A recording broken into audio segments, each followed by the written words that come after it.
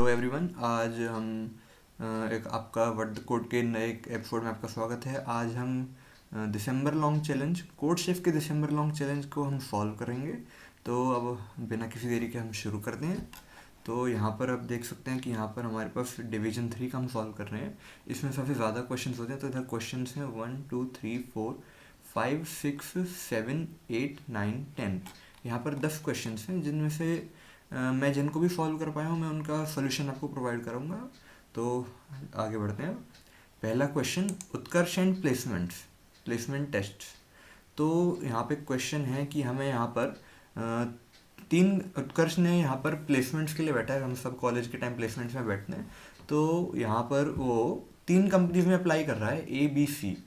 तो हमें उन तीनों के और उसकी एक प्रायोरिटी है कि वो इसको अगर उसे कुछ ऑफर्स आते हैं तो वो किस कंपनी में जाना वो ज़्यादा पसंद करेगा। तो ये उसकी प्रायोरिटी है।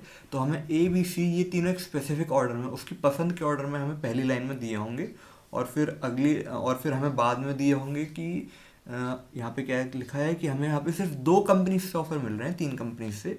तो X और Y, तो वो 2 ऑफर्स भी हमें अगली लाइन में लिखे होंगे, X और Y 2 कैरेक्टर्स। तो हमें बताना है कि वो इन 2 ऑफर्स कि वो इन तीनों कंपनीज में से किस कंपनी को ज्वाइन करेगा, कि उसकी प्रायोरिटीज़ भी सबसे अच्छी प्रायोरिटी कंपनी चूज़ करे और जो ऑफर्स हैं वो उन्हीं में से हो। तो हम शुरू करते हैं। तो इसके लिए हम क्या करेंगे, इसके लिए हम 2 एरेज ले लेंगे, कैरेक्टर एरेज। पहले कैरेक्टर एरे में हम ABC प्रायोरिटीज़ को ऑर्डर में लिख लेंगे। फिर दूसरे कैरेक्टर एरे में हम X और Y इन दोनों ऑफर्स को लिख लेंगे। फिर हम प्रायोरिटी एरे को स्टार्टिंग से लेकर एंड तक एक बार आइटरेट करेंगे और चेक करेंगे कि वो ऑफर एरेज में प्रेजेंट है या नहीं। अगर जैसे ही हमें पहला एलिमेंट जो ऑफर में मिल जाता है तो हम वहीं के वहीं अपने आइटरेशन को रोक देंगे और वही आंसर हो जाएगा। जैसे हम यहाँ पे हम कोड देखते हैं। यहाँ पे क्या है कि हमने प्रायोरिटीज़ का एरे बना दिया, हमने एक एक करके प्रायोरिटीज़ को स्कैन करा, हमने फिर ऑफर्स को स्कैन करा और हमने एक आंसर वेरिएबल लिया है जिसे हमने 0 से इनिशियलाइज कर दिया है। फिर हम यहाँ पर क्या कर रहे हैं, हम for int I equals to 0 I to 3 rest 3 I plus plus and J equals to 0 to J plus plus. तो यहाँ पे अगर हमारी प्रायोरिटी I ऑफर J के इक्वल होती है तो हमारा आंसर प्रायोरिटी हो जाएगा और हम यहाँ पे एग्जिट, जो हमारा एग्जिट लेवल है हम उस पर पहुँच जाएंगे, जो कि है आंसर को प्रिंट करेगा और नेक्स्ट लाइन पर जाएगा। सो हम इसे अब रन करके देखते हैं। Just second. सो हम यहाँ पर अब अपना सैम्पल टेस्ट केस कॉपी करते हैं। अब ये पेस्ट करा। So yes you can see the answer is A and C, जो कि हमें यहाँ मिल रहा है। तो हमारा सैम्पल टेस्ट केस पास हो चुका है। अब हम इसे यहाँ पर सबमिट करते हैं। कॉपी कर दिया यहाँ से मैंने। अब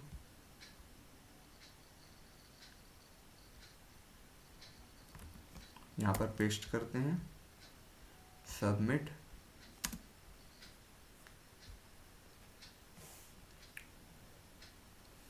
अभी सबमिशन क्यू में है।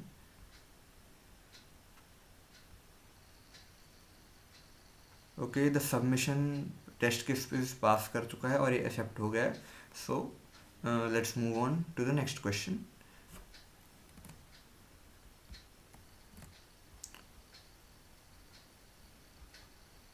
The question is list of lists. So हमें यहाँ पर पहले एक इंटीजर एरे दिया है जिसका साइज n है, A एरे है, और हमने इनिशियली उन सभी एलिमेंट्स को इंडिविजुअली एक सिंगल एलिमेंट सिंगलटन लिस्ट्स में डाल दिया है। तो अब हमारे पास एक ऑपरेशन कर सकते हैं हम उन लिस्ट्स पर कि हम 2 लिस्ट्स को लेंगे और उन्हें अपेंड कर देंगे और एक लिस्ट को दूसरी पर अपेंड कर देंगे। तो और फिर वो और उस लिस्ट जो हमने अपेंड करी है पहली पर, उसे हम सिस्टम से डिलीट कर देंगे। यानी कि हमारी टोटल नंबर ऑफ एलिमेंट्स जो कि कंबाइंड उन सभी लिस्ट्स में है वो वो n ही रहेगा हमेशा। तो हमें यहाँ पर क्या करना है, हमें यहाँ पर minimum number of operations find करने हैं सच दैट कि हमारी 2 कंडीशंस पूरी हों। हमारी 2 कंडीशंस क्या है कि सभी लिस्ट्स के फर्स्ट और लास्ट एलिमेंट्स इक्वल हों और सभी लिस्ट्स के फर्स्ट एलिमेंट इक्वल हों।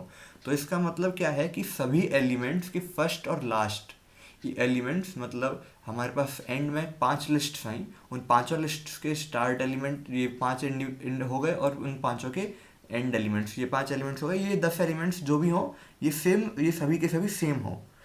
तो हम ये कैसे करेंगे?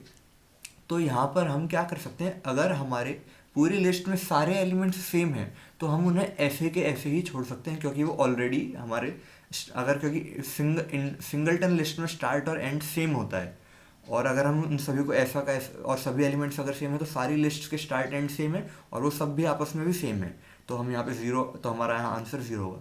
पर अगर लिस्ट में सारे एलिमेंट्स इंडिविजुअल एलिमेंट्स हैं तब हमें आंसर नहीं मिलेगा, उस केस में हमारा आंसर ज़ीरो हो जाएगा, -1 होगा, because we are not getting any, because we, कि हम यहाँ पे कुछ भी करें हमें आंसर नहीं मिलेगा, सभी इंडिविजुअल एलिमेंट्स हैं, तो आपका स्टार्ट और एंड कभी मैच नहीं कर पाएगा। बट इन केस आपके पास ऐसे दोनों ही सिचुएशंस नहीं है, आपके सारे एलिमेंट सेम नहीं है, आपके सारे एलिमेंट्स इंडिविजुअल भी नहीं है, आपके पास कुछ एलिमेंट्स हैं जिनकी फ्रीक्वेंसी कुछ है, कुछों की कुछ है, तो हम क्या करेंगे, एक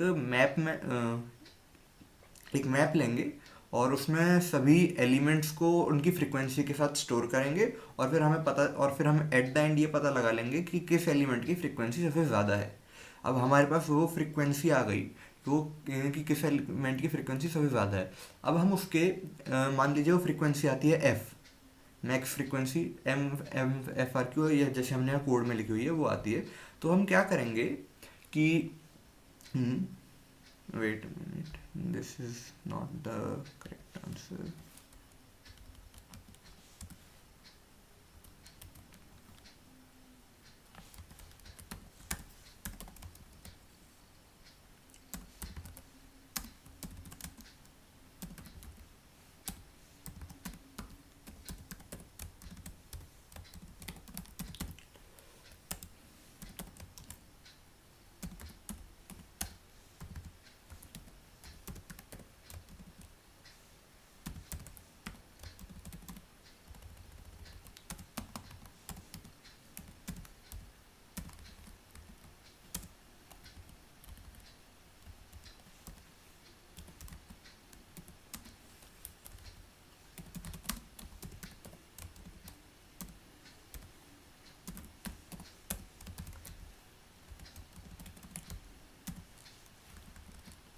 तो और अगर हमारे पास सब कुछ इस तरह का आता है कि हमारे पास सारे एलिमेंट्स इंडिविजुअल नहीं है और हमारे कुछ एलिमेंट्स और कुछ की, तो हम जब हमारे पास जो मैक्स फ्रिक्वेंसी आती है, हम उसमें वो आती है M max F R Q, तो हम उसमें से दो एलिमेंट्स को लेंगे और बाकी सभी जो भी अलग एलिमेंट्स हैं उन्हें उन दोनों के बीच डाल देंगे, और जो बाकी max F R Q -1 elements हैं, -2 एलिमेंट्स उन्हें अलग रख देंगे, वो इंडिविजुअल लिस्ट में अपनी इंडिविजुअल लिस्ट में रह लेंगे। तो हमारे यहाँ पे कितने ऑपरेशंस लगेंगे इस चीज़ के लिए? तो यहाँ पर हमें दो लिस्ट को जोड़ना है, तो यहाँ पर हम कुछ भी करें, यहाँ पे एट द एंड अगर हमें के एलिमेंट्स को जोड़ना है तो हमारे पास k-1 ऑपरेशंस लगते हैं। तो हमने इधर कितने एलिमेंट्स को जोड़ा है? तो हमारी वो क्वांटिटी है n minus max frequency -2, n minus max frequency +2, तो हम उसमें से एक घटा देंगे, यानी कि n माइनस मैक्स फ्रिक्वेंसी +1, और ये हमारा करेक्ट आंसर होगा। Let's see if it works.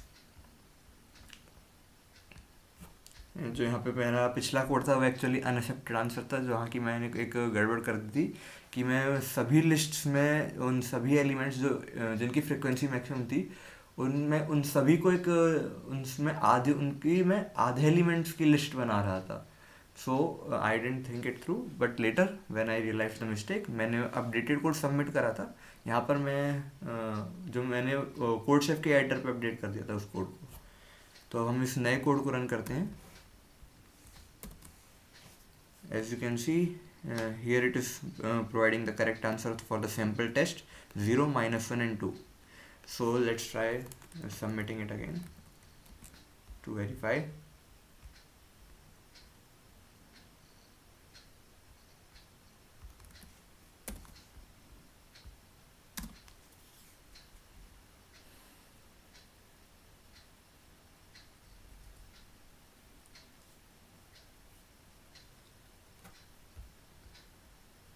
So it is accepted, ये हमारा करेक्ट आंसर है।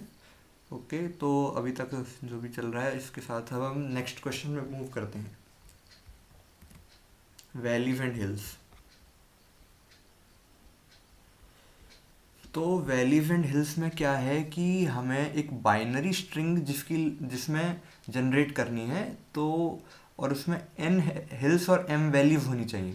एक हिल को हम ऐसे डिफाइन करते हैं कि वो हिल पे कि जो कि एक ith इंडेक्स पर हमारा एलिमेंट 1 होना चाहिए और उसके लेफ्ट और राइट में एग्जैक्टली लेफ्ट और एग्जैक्टली राइट पर 0 होने चाहिए, और वैली उसी की तरह रिवर्स हो जाएगी, यानी कि उस पॉइंट पर 0 है और उसके लेफ्ट एंड राइट में 1 है। तो हमें एक ऐसी बाइनरी स्ट्रिंग जनरेट करनी है जिसमें एन हिल्स और एम वैल्यूज हों। तो हमें यहाँ पर एक टेस्ट केस दिए होंगे, नंबर ऑफ टेस्ट केसेस, और हमें एन और एम की क्वांटिटी दी है। तो अब हम कैसे ये काम कैसे करेंगे?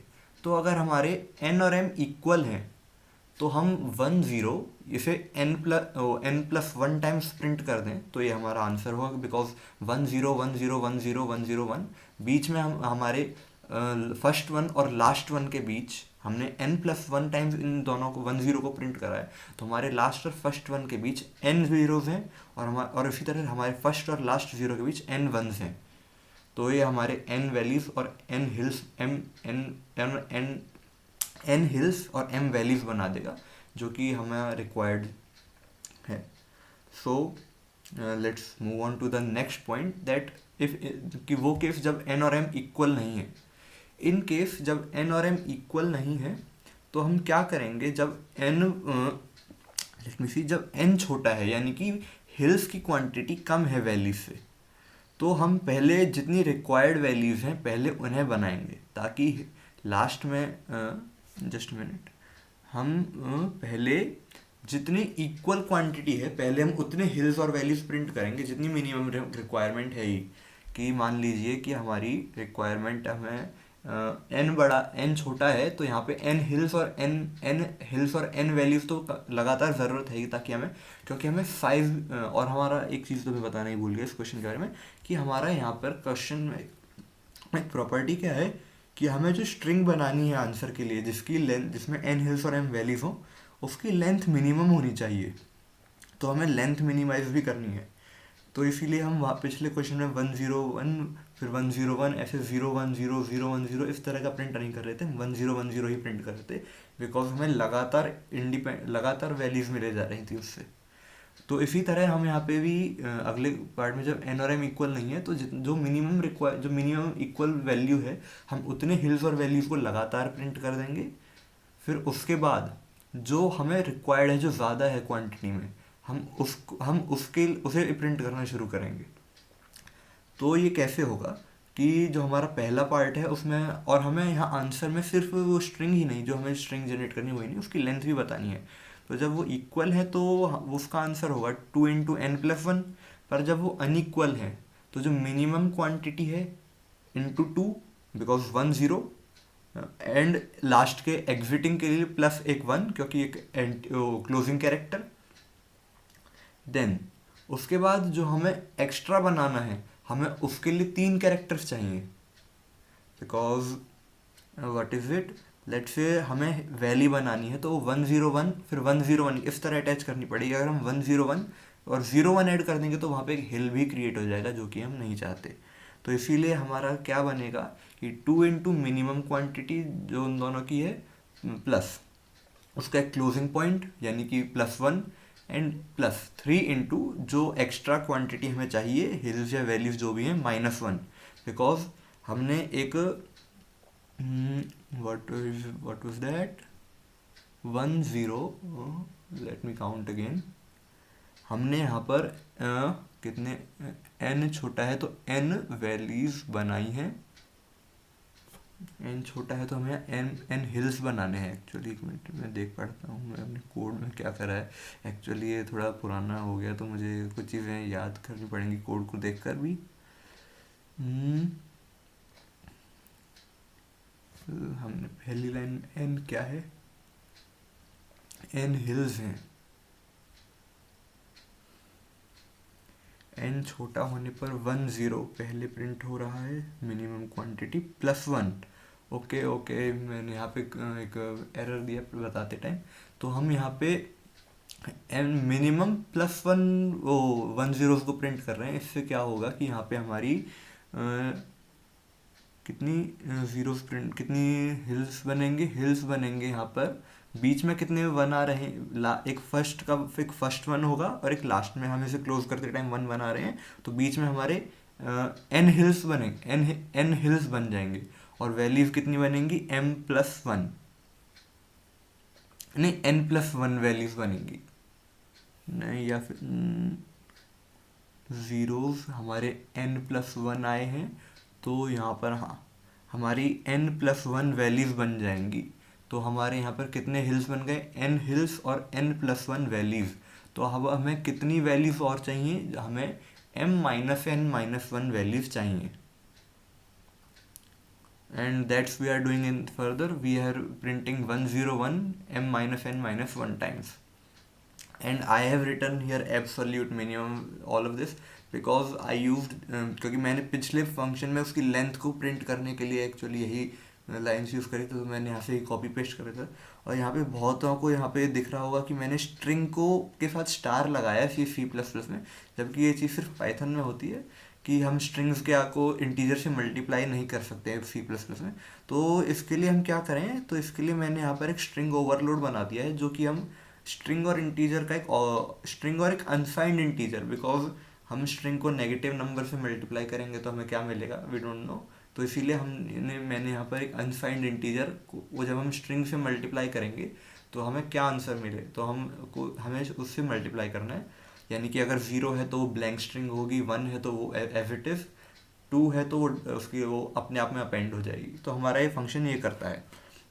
और यूजुअली आपने एक बाइनरी पावर वाला फंक्शन देखा होगा, जो कि एन की जो कि हमारे n to power p calculate करता है log ऑफ p टाइम में। तो ये भी log of n to length of string, इस तरह की कुछ कॉम्प्लेक्सिटी के साथ हमारी स्ट्रिंग की लेंथ को बनाता है। तो यहाँ पर इसी का तो मैंने इस ओवरलोड से यहाँ पर अपना कोड की जो रिडंडेंसी है उसे थोड़ा बचा लिया है, because otherwise I would have to write, यहाँ पे मुझे एक फॉर लूप लगाना पड़ जाता, for m+1 size print 10, but here now I just have to type cast, because C++ की तरह ही एक डबल कोट्स में कैरेक्टर्स को कैरेक्टर एरे की तरह ट्रीट करती है, स्ट्रिंग की तरह नहीं। तो मैं उसे बस टाइप कास्ट करके एक नंबर से मल्टीप्लाई कर सकता हूँ, और ये दिखने में भी थोड़ा क्लीन है। तो मैंने यहाँ पर इस तरह करा है। तो जैसा कि आप देख सकते हैं, तो ये हमारा प्रॉब्लम का सॉल्यूशन है कि मैं पहले जब इक्वल है तो मैं m हिल्स और m वैल्यूज एक साथ क्रिएट कर रहा हूँ, पर जब वो इक्वल नहीं है तो मैं पहले जिसकी क्वांटिटी कम है उतने वो और उससे एक ज़्यादा जो बड़ी क्वांटिटी में उसे प्रिंट बना दे रहा हूँ, और फिर उसके बाद जो बड़ी क्वांटिटी का लेफ्ट ओवर नंबर है वो क्रिएट हो रहा है। और अगर इसमें एक और खासियत है कि अगर जो हमारा बीच में ये 1010 ये वाली जो पहला पार्ट है कि यहाँ पर हम मिनिमम क्वांटिटी +1 ये वाला जो एक 101 और 101 इस तरह का जो ये पैटर्न बनेगा, हम इसे अगर हम इन 101 जो नीचे हैं उनके बीच में भी शिफ्ट कर दें तो भी हमारा आंसर चेंज नहीं होगा, या फिर हम उसे एंड में भी ले जाएं, बिकॉज एज वी नो कि ये पार्ट इसे अफेक्ट नहीं कर पाएगा इन 101s को, क्योंकि हमें हिल और वैली के लिए क्योंकि 2 1s और 2 0s अगर एक साथ हों तो उससे हिल्स और वैलीज नहीं बनते। So let's run this.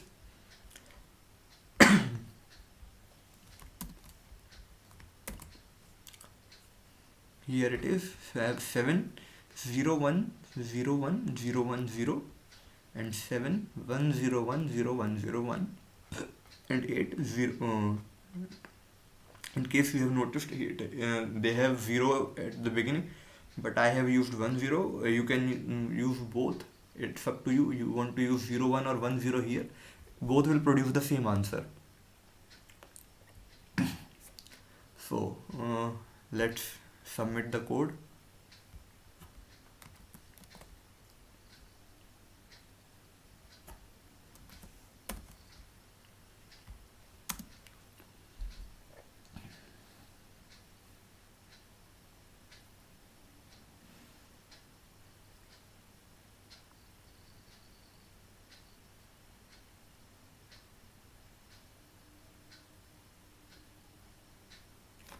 So at the end, the result is correct and the answer is accepted. Total score is 100%. So let's move to the next question.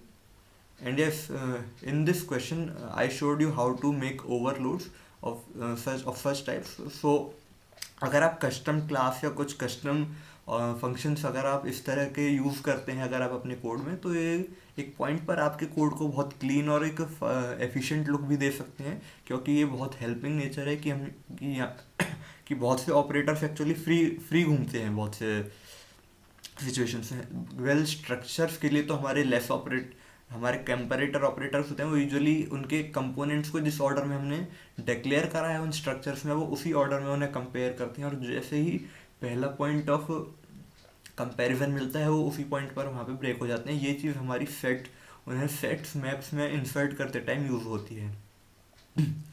But यहाँ पे हमारे कुछ ऑपरेटर्स के साथ कुछ डेटा टाइप्स का इस तरह के ऑपरेटर्स जैसे हमारा प्लस माइनस स्टार इस तरह के नहीं है, तो वो यहाँ पर हम उन्हें क्रिएट कर सकते हैं। वेल जैसे आप चाहें तो आप जैसे हम चाहें कि हमारे पास एक वेक्टर्स को, मैप्स को, सेट्स को प्रिंट करने का कोई तरीका नहीं होता, तो हम इसी तरीके से एक वॉइड फंक्शन क्रिएट कर सकते हैं उन्हें प्रिंट करने के लिए भी। तो उसका भी हम किसी दिन आपको टेम्पलेट बना के दिखाएंगे कि वो किस तरह करना है वो, but let's save that for a later video कि इस तरह के टेम्पलेट्स और इस तरह के ऑपरेटर ओवरलोड्स किस तरह बनाए जाते हैं। So further let's move to the next question. The next question is checkmate. So in this question it is given that we have a chessboard of 8 by 8 and there are 3 pieces on the chessboard. One is king and 2 rooks.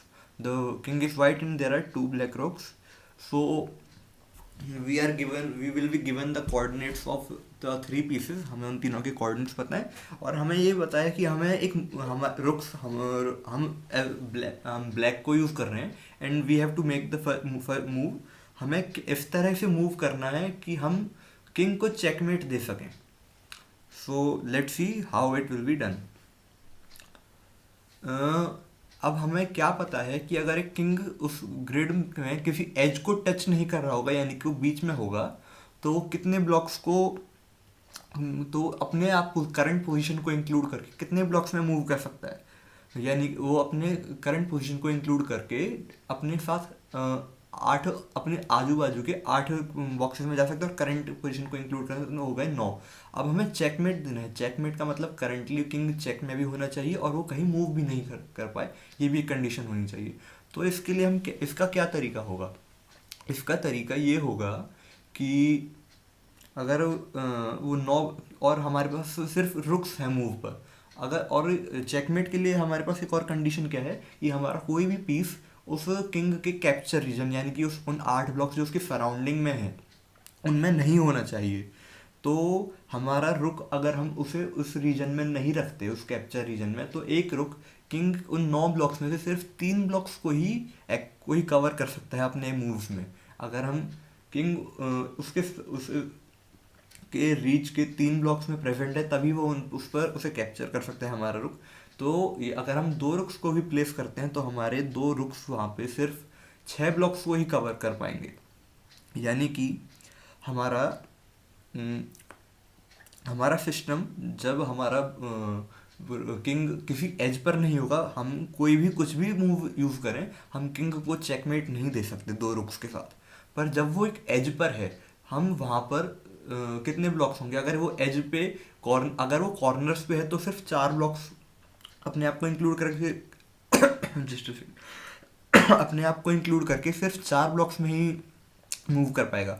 The corner to the right और left accordingly, up और down, एंड फिर diagonally एक बार.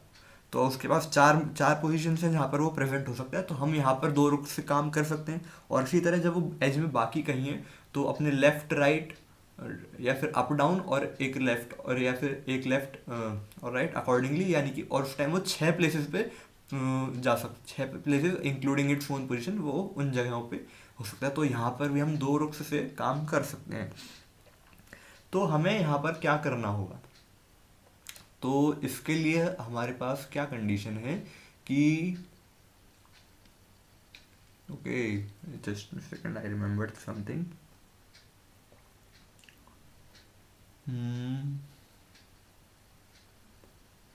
Let me check if my code is will give a correct answer on that thing, because I think I have made one slight error. If the king is in 1 comma 1 and our rook is in 8 comma 2 and 2 comma 8. Okay,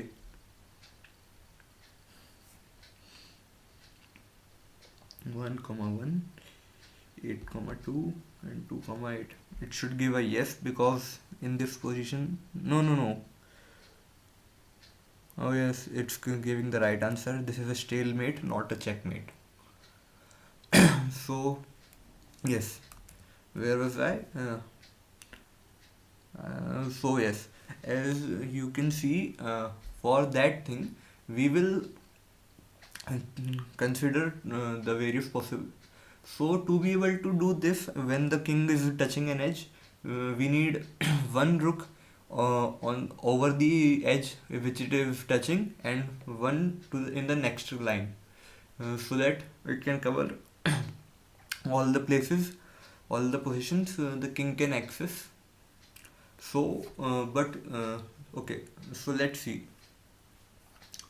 If the king if if any of our so yes, there is also a thing to consider, that the king, that let's move on to the diagrams below.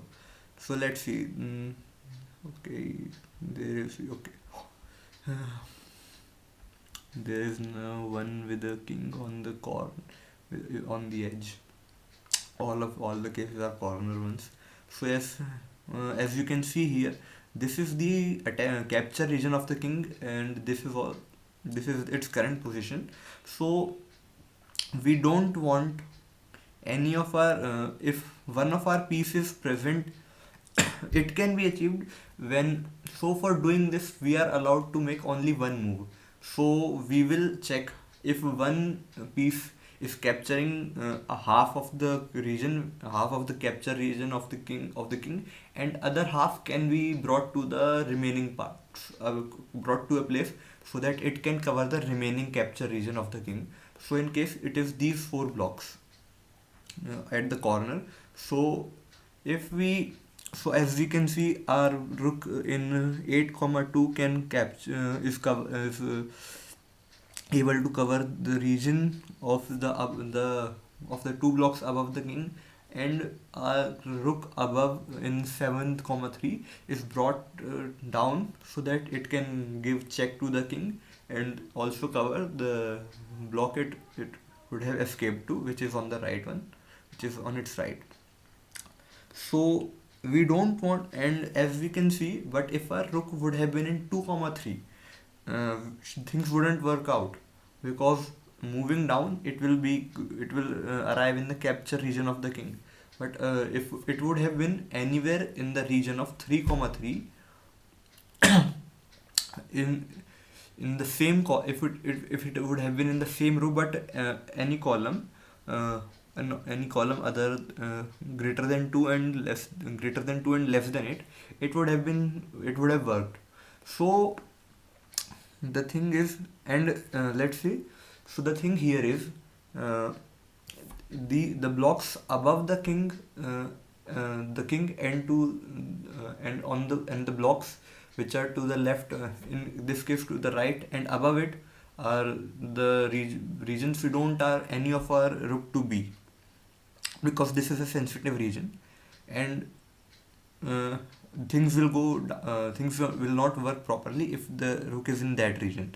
So let's say if our first rook is touching the edge, if one of our rooks is touching the edge and is able to and it's not in the capture region of the king, because given the constraints of the question, our rook can be in the capture region of the king originally. So we also have to prevent that from happening, that something like this that doesn't happen.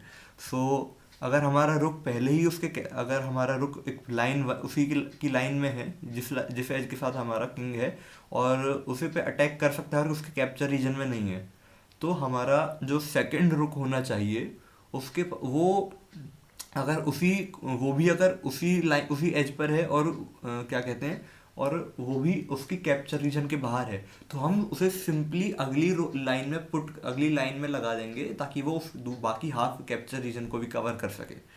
ठीक है, ये एक situation हो गई। और अगर वो उस लाइन और अगर वो उस लाइन में नहीं है, और नहीं, अगर हमारा पहला रुक हमारी अगर हमारा एक रुक हमारी लाइन उसी रुक की लाइन में ही, किंग की लाइन में ही है, और उस पर अटैक कर सकता है और उसके साथ कैप्चर में नहीं है, तो ये कंडीशन होगी। और और दूसरा क्या होना चाहिए कि हमारे रुक है वो सेकंड जो लाइन होगी, जो उसके ऊपर या लेफ्ट या राइट या अप डाउन, जो भी हमारी कंडीशन है वहाँ पर पहुंची जा सकती है और उसके कैप्चर रीजन में नहीं है, तो वो हमारा एक विन होगा। लेट्स से कि वो उसका जो, जैसे यहाँ पर ये है, इसका जो ये x हमारा इफ डायरेक्शन में है और y हमारा इफ डायरेक्शन में हम मानते, y हम वर्टिकली मानते हैं और x हम हॉरिजॉन्टली, तो इसका जो x है वो 2 से बड़ा होना चाहिए इस केस के लिए, ताकि वो अगर यहाँ पे हमारा कैप्चर रीजन से बाहर होने के लिए x की वैल्यू, जो उसका x कोऑर्डिनेट है उसकी वैल्यू 2 से बड़ी होनी चाहिए। तो अगर हमारे दोनों रुक्स कैप्चर इस रीजन के इस कैप्चर ब्लॉक कॉलम्स के बाहर हैं, और दोनों में से कोई भी एक लाइन 1 के अंदर है, तो हमारा वहाँ पे विन विन होगा।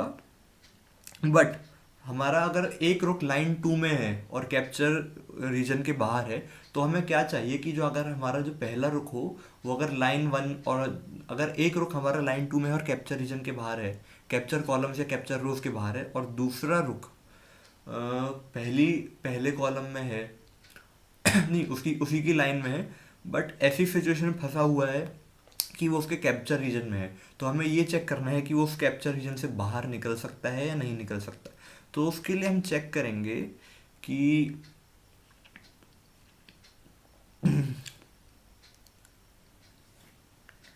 तो उसके लिए हम चेक करेंगे कि क्या कहते हैं,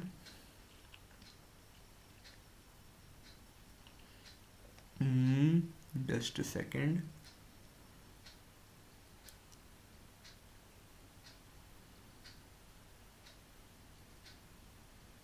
ये मैंने क्या करा हुआ है, हाँ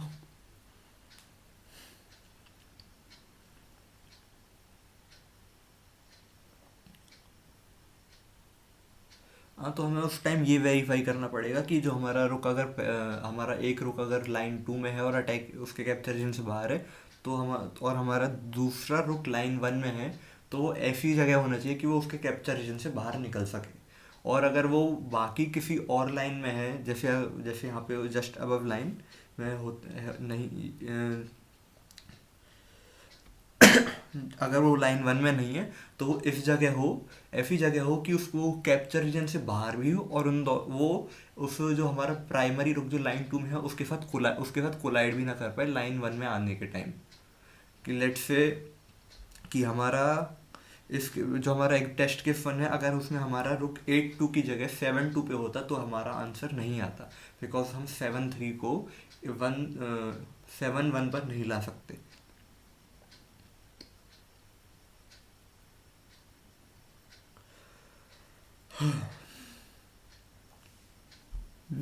Let me check one more thing. That what have I done?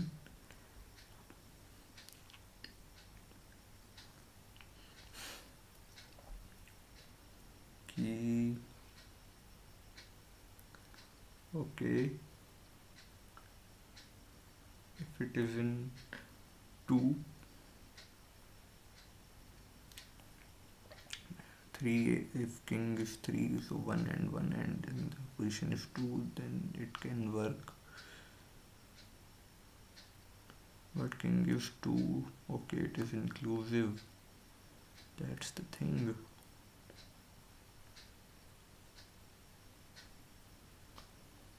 Okay, in range, how much where have I used it again? Okay, so I haven't used it that much. and I will add one more thing.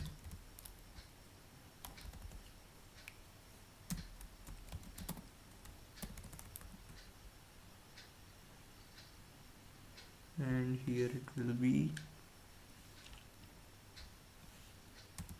1 1 1 1.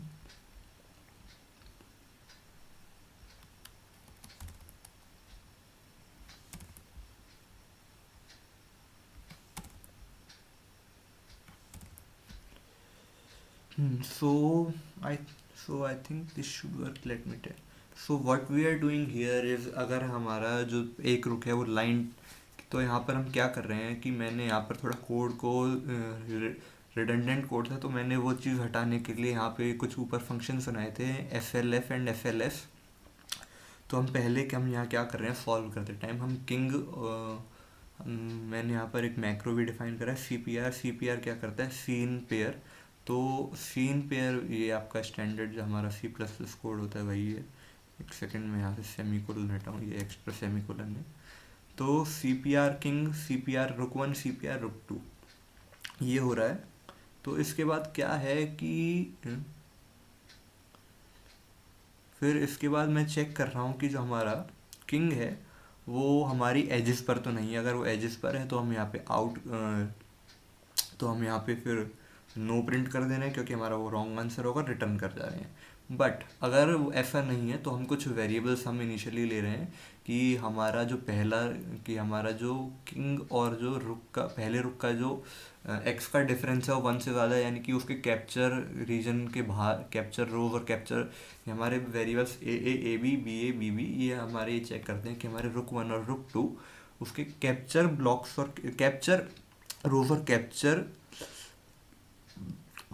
Columns के बाहर हैं। और फिर हमारे bool C A and C B check करते हैं कि उनके कोऑर्डिनेट्स कि वो सेम रो या सेम कॉलम में तो नहीं है।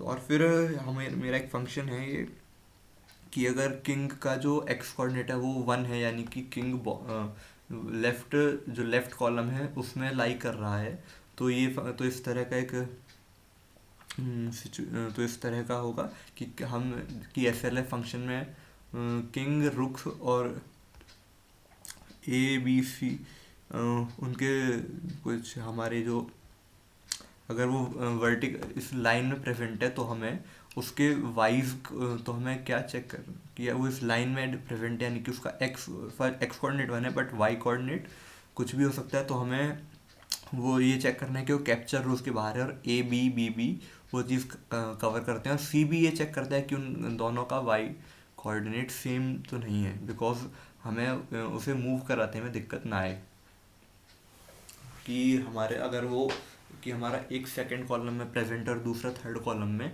तो वो उससे कोलाइड ना करे फर्स्ट कॉलम में आने के लिए। तो हमारा ये करता है। और जब वो 8 है तो वो, और यहाँ पे L और F, यहाँ पे मैं इन 1 और 2 का भी सिग्निफिकेंस आपको बताऊंगा आगे, ये कोड रिडंडेंसी को कम करने के लिए। और इसी तरह जब वो 8 है, यानी कि यहाँ पर है, तो भी हमें उसके वाई कोऑर्डिनेट्स को ही चेक करना है। बट जब किंग बॉटम रो या फिर टॉप रो में प्रेजेंट है, तब हमें FLS कॉल करना पड़ेगा, बिकॉज थिंग्स, क्योंकि चीज़ें चेंज हो जाती हैं, हमें y की जगह एक्सिस को, उनके एक्स कोऑर्डिनेट्स को चेक करना होगा, इसीलिए हमने वहाँ पर A पास करे हैं। So let's check, so let's see what these functions are doing. तो जैसे मैंने पहला कहा कि अगर दोनों में से कोई भी पहली रो में है और दोनों ही कैप्चर रीजन के बाहर, कैप्चर रो या कैप्चर, ये अभी मैं किसकी बात कर रहा हूँ, ये है कॉलम की, तो एक कैप्चर रो के बाहर है, तो हमारा वो एक्सेप्टेबल आंसर है, बिकॉज वो दोनों ही कैप्चर रीजन, कैप्चर ब्लॉक्स के बाहर हैं, कैप्चर रोज के बाहर हैं, और एक पहली लाइन में है और दूसरा दूसरी लाइन में आ सकता है। सो hit is a correct answer. अब अगला सीन क्या है कि हमारा जो, और मैंने यहाँ पर एक, ओके मैंने एक और मिस्टेक कर दी, यहाँ L आएगा। L का मतलब है जिस कॉलम में हमारा किंग प्रेजेंट है, और F का और यहाँ पे मैंने 2 इंटीजर्स पास करे हैं L एंड F। L का मतलब है जिस कॉलम में किंग प्रेजेंट है, और F का मतलब है उससे एक अगला या पिछला कॉलम, जैसे अगर 1 के साथ तो 2, तो 2 एंड 8 के साथ 7, मैं एक और, जब मैं चेक कर लेता हूँ मैंने कोई कोड रिडंडेंसी तो नहीं करी कहीं पे और।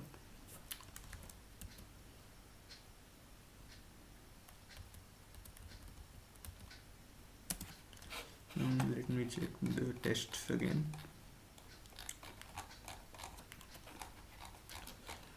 तो यहाँ पर मैं यहाँ पे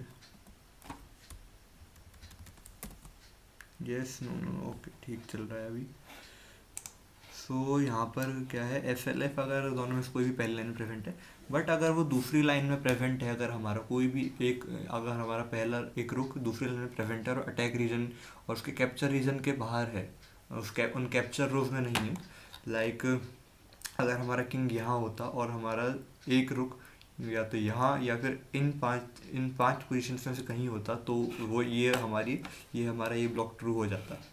फिर उसके बाद हम क्या चेक कर रहे हैं कि ओके, एक और चीज़ मैं बताना भूल गया कि अगर वो एक फर्स्ट में है, okay well I think that should, यहाँ पर बहुत चीज़ें हो रही हैं एक साथ ही।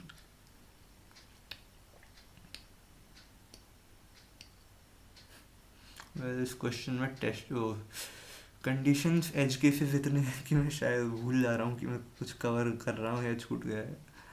वेल मुझे लगता है यहाँ बहुत कुछ छूट चुका है। आई and I think remembering all of them will take a lot of time. Let's improve. I update the code here and now. चलो अगर हमारे दोनों अगर हमारा एक okay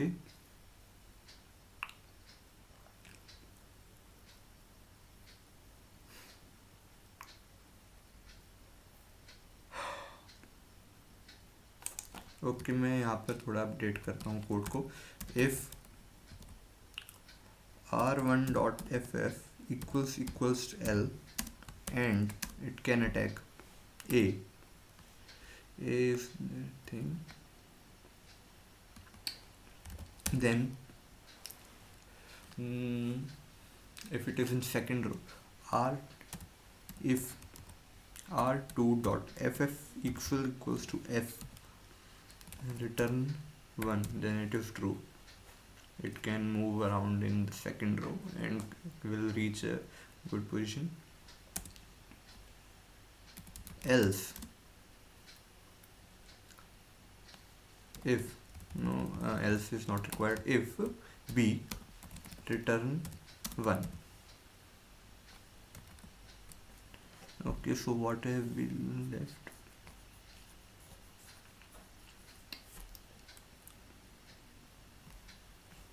So let me grab a piece of paper and no, I think I should write a comment here. So we have condition here which is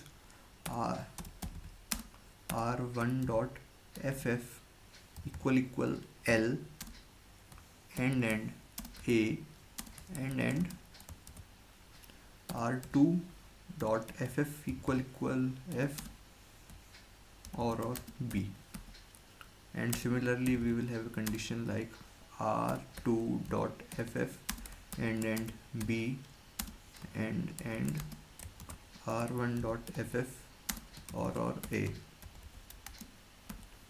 So here what we are doing is that if one of our pieces in the first column in the row of in the line of the king and it is in out of the capture region, then if our second rook is in line 2 it is acceptable, otherwise it should be outside of capture region if it is any other if it is in any other block, any other row or column, because it has to move. And in this case we are keeping r1 fixed and moving r2. So we have these two expression and we need one of them to be true. So let's try to think of a way so that we can shorten these two expression and combine the result. So we need we don't no, we don't actually need only one of them to be true. We need any one of them to be true. So let's see what is common here.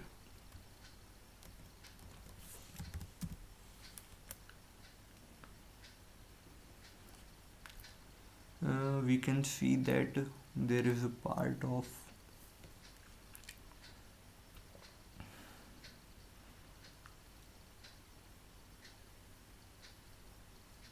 okay, so there is a part which goes like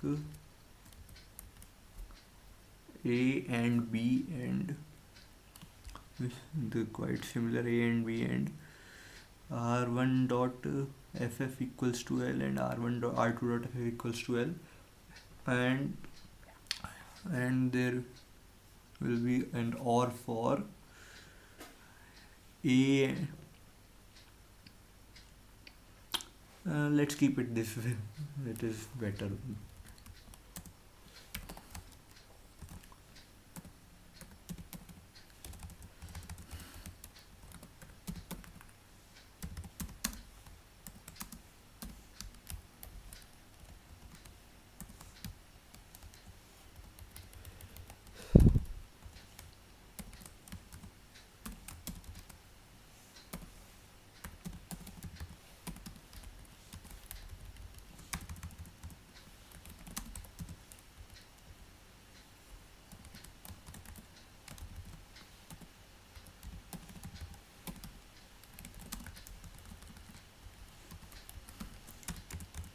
So yes, this is the final, and I will be updating this in the function below as well, and just replace ff first with seconds.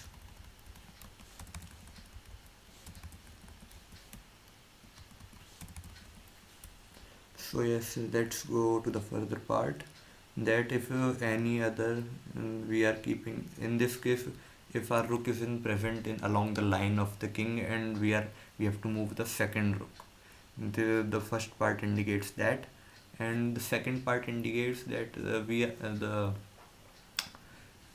first and then the second, these next two blocks represent if the second king is in the second block, is in the line F and is fixed, and we have to move the other piece. So in this case the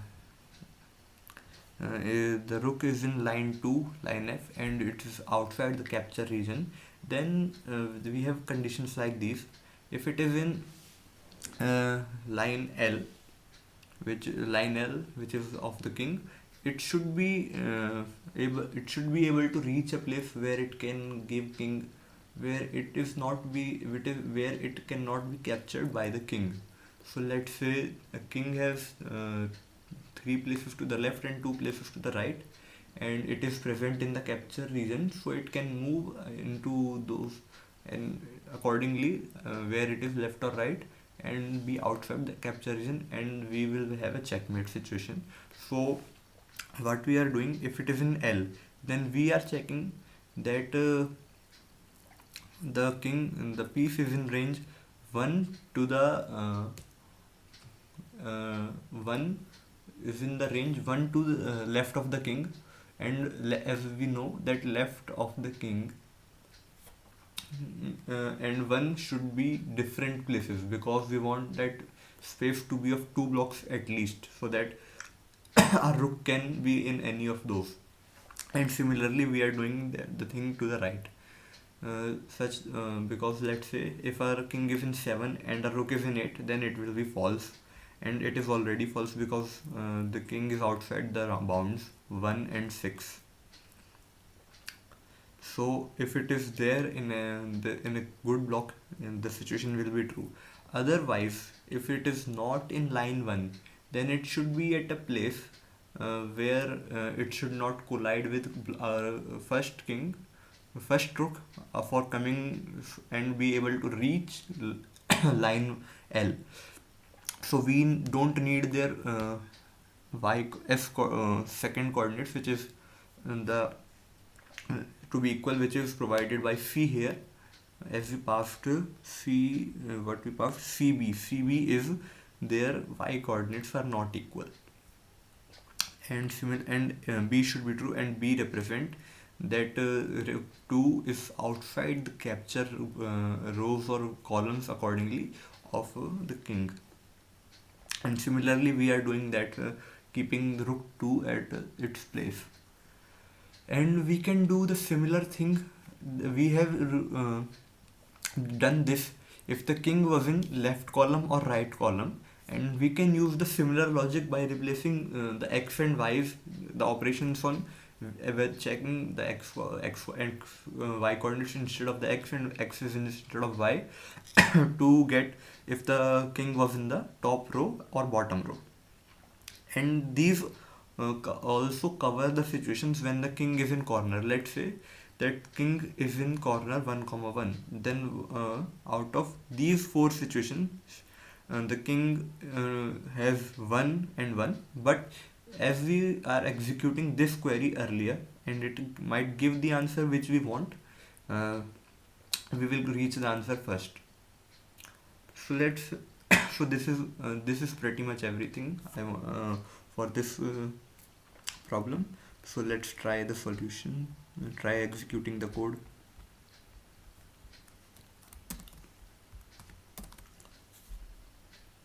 Yes, it is working fine. Let's copy it and submit.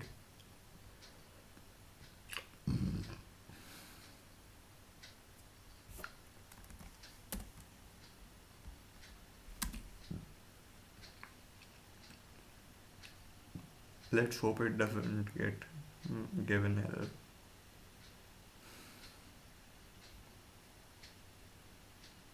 Yes, it is accepted here. Well, I want to say one more thing, that the previous code I submitted before this one, it had the things which I did not consider earlier, like I changed a bit of code in the lines here that was not the part of it earlier, and I rewrote this macro with this additional with the condition, this additional condition.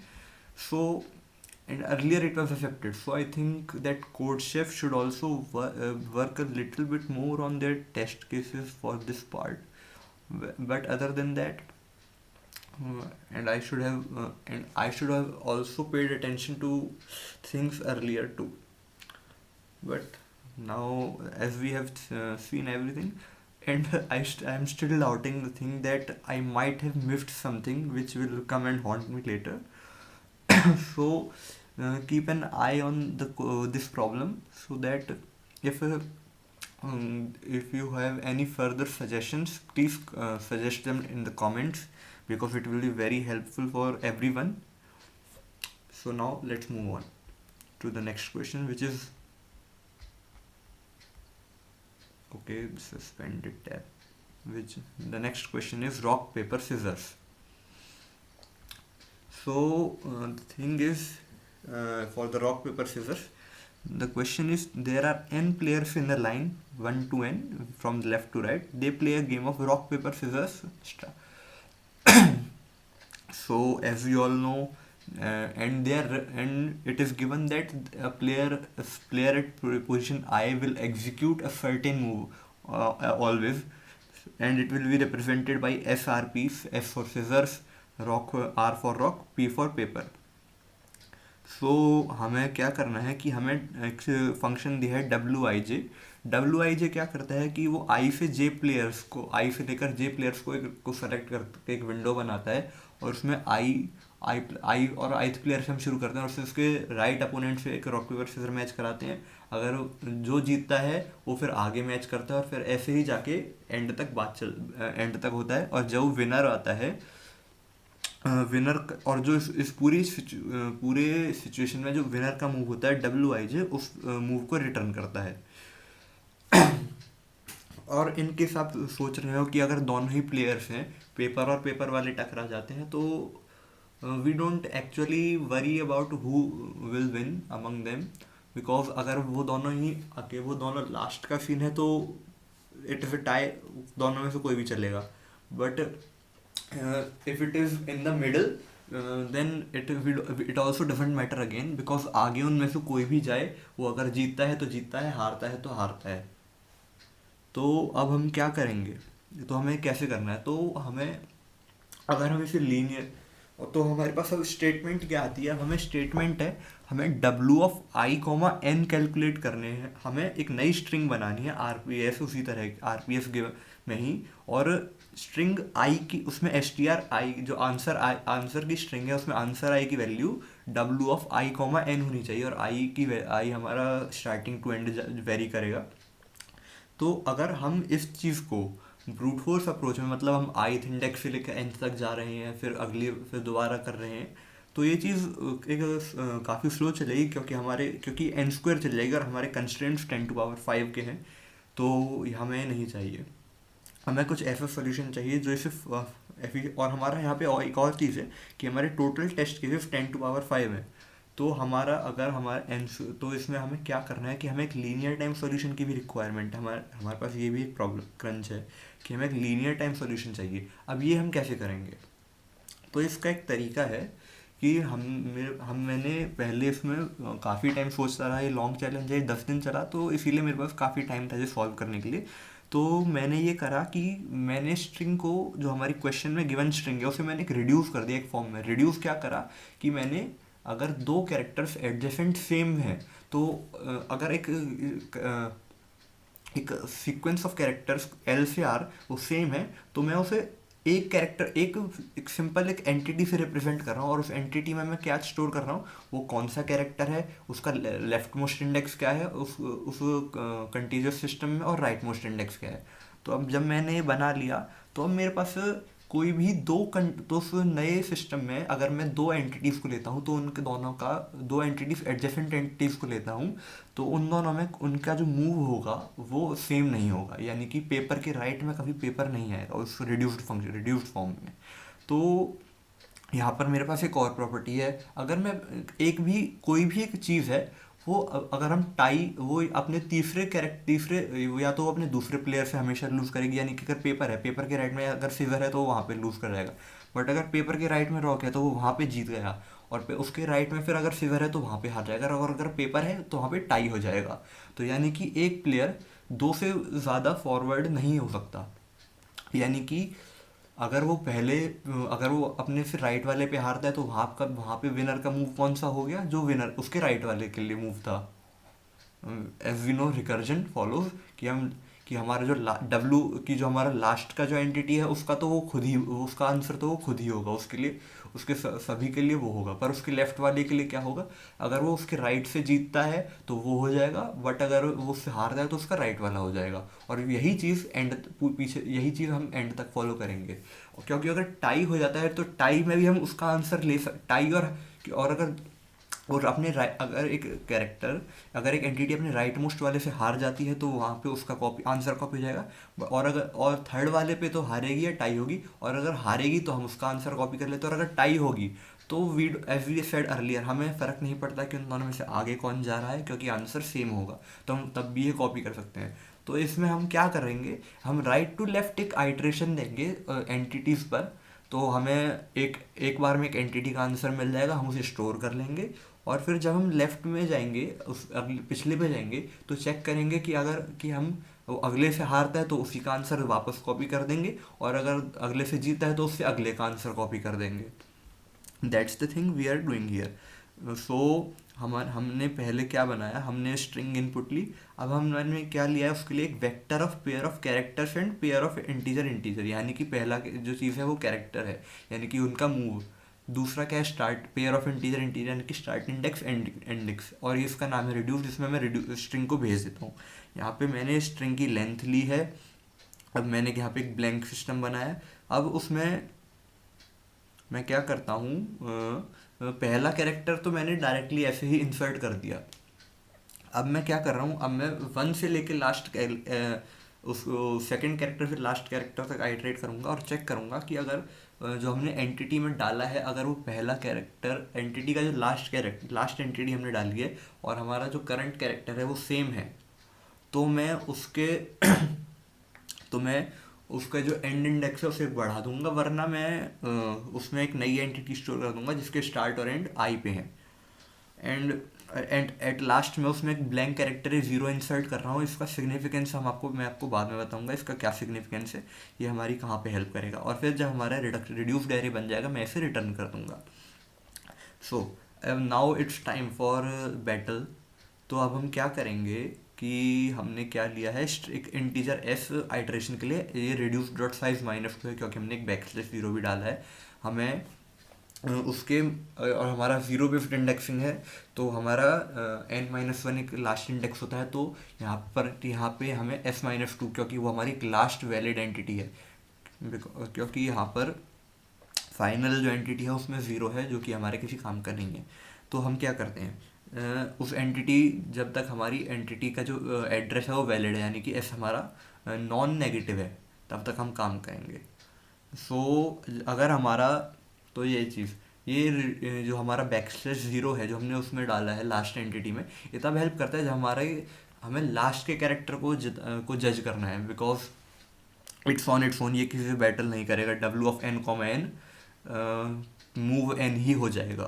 So if it is this, हम क्या कहते हैं, हम वहाँ पर हमने क्या करा, हमने आंसर में क्या हुआ है यहाँ पर, हम फॉर इन, तो हमने एक स्ट्रिंग बना ली आंसर की। आंसर उसकी लेंथ है 0 n, और उसमें हमें इनिशियलाइज कर दिया ज़ीरोज़ की एक स्ट्रिंग बना दी। तो अब हम उसमें अब हमने उसमें क्या करा कि अगर हमारा बैकस्लैश ज़ीरो है अगला कैरेक्टर, यानी कि वो एंड कैरेक्टर है, तो हमने इसके लेफ्ट स्टार्ट इंडेक्स से एंड इंडेक्स तक सारे पोजिशंस जो आंसर के हैं उनमें हमने जो इसका मूव है वो डाल दिया। Now let's move on to the next part, कि अगर वो हम, और हाँ एक और चीज़ मैं बताना भूल गया, यहाँ पे मैंने एक मैप बनाया, एक 2D मैप बनाया है, बैटल मैप। बैटल मैप में क्या होता है कि अगर हम, बैटल मैप क्या रिटर्न करता है कि अगर हमारा, इसमें हम क्या कर रहे हैं, एक पेयर ऑफ कैरेक्टर, कैरेक्टर हमारा वो होगा, क्या कहते हैं, की वैल्यू है और जो उसका रिजल्ट, यानी कि पेयर ऑफ कैरेक्टर, कैरेक्टर में क्या होगा कि अगर हमारा पहला कैरेक्टर जो फर्स्ट कैरेक्टर है इस पेयर का, वो अगर सेकंड वाले के साथ बैटल करता है तो तो उसका फर्स्ट वाले के लिए रिजल्ट क्या होगा। और जैसे, और यहाँ पे हमने टाइज के लिए फॉल्स करा है, क्योंकि हमें टाइज को आगे नहीं भेजना, क्योंकि हम टाइज के लिए उसी कैरेक्टर को कॉपी करेंगे। जैसे यहाँ पे पेपर रॉक से जीत रहा है, रॉक सीजर से जीत रही है, और सीजर पेपर से जीत रहा है, यानी कि हमारे सिर्फ इन 9 पॉसिबिलिटीज में सिर्फ 3 ट्रू हैं और बाकी सभी फॉल्स।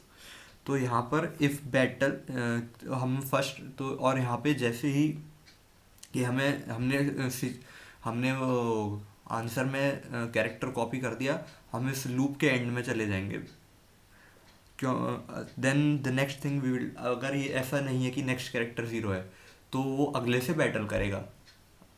और अगर अगले से बैटल में जीत जाता है, अगले से बैटल में जीत जाता है, और फिर चेक करेगा कि वो सेकंड लास्ट कैरेक्टर तो नहीं। अगर वो सेकंड लास्ट कैरेक्टर है तो फिर से वो खुद को ही कॉपी कर देगा और वहाँ पर आंसर, और फिर वहाँ पे लूप के एंड में चला जाएगा। बट अगर वो सेकंड लास्ट कैरेक्टर नहीं है, यानी कि उसके आगे भी कैरेक्टर प्रेजेंट है, तो वो उस लास्ट कैरेक्टर से बैटल करेगा। लास्ट कैरेक्टर से एक्चुअली बैटल नहीं करेगा, वहाँ पर उसका डायरेक्टली उसका जो आंसर है वही कॉपी कर लेगा। देन अगर वो यहाँ पर बैटल, पहली ही बैटल हार जाता है, यानी कि वो अगले ही कैरेक्टर से अगली ही एंटिटी से हार जाता है, तो उसका जो आंसर है वही कॉपी कर लेगा। तो हमने वो यहाँ पर वही करा है कि आंसर मैं जैसे आपको कोड ही एक्सप्लेन कर देता हूँ। इफ़ रिड्यूस्ड से अगर अगला हमारा बैकस्लैश ज़ीरो है, देन फॉर आई रिड्यूस, उसका करंट रिड्यूस्ड के जो सेकंड एंटिटी क्या है, पेयर है, पेयर के का जो फर्स्ट है वो स्टार्टिंग इंडेक्स, और एस एस है सेकेंड इंडेक्स। एस एस और एफ एफ मैक्रोज हैं, एफ एफ का मतलब फर्स्ट और एस एस का मतलब सेकेंड। तो वो उसके स्टार्ट से एंड तक जो हमारा उसका एंटिटी है, यानी कि रिड्यूस्ड के जो फर्स्ट एंटिटी है उसे कॉपी कर रहा है। देन और यहाँ पर क्या है, यहाँ पर भी अगर वो सेकेंड लास्ट है और जीता हुआ है तो वो खुद को कॉपी कर रहा है, पर अगर वो हारा है तो उसे अपने से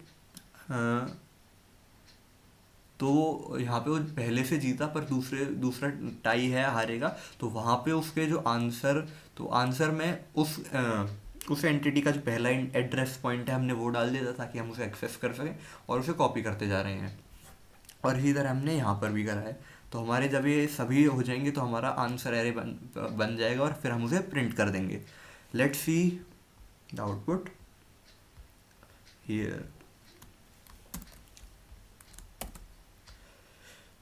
यहाँ पे हमारे आंसर क्या है, S N R R P R, जो कि सही आंसर है, सैम्पल केसेस पास हो रहे हैं। Now let's see if it on the submission.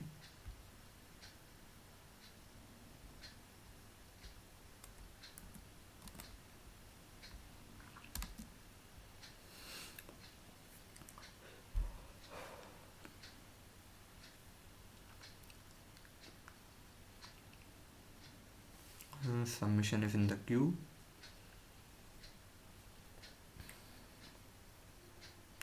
And yes, it passed the test cases and it is accepted। तो कि हम जैसा कि हम देख, और यहाँ पे हमारा आंसर सही है। Now let's move to the next question.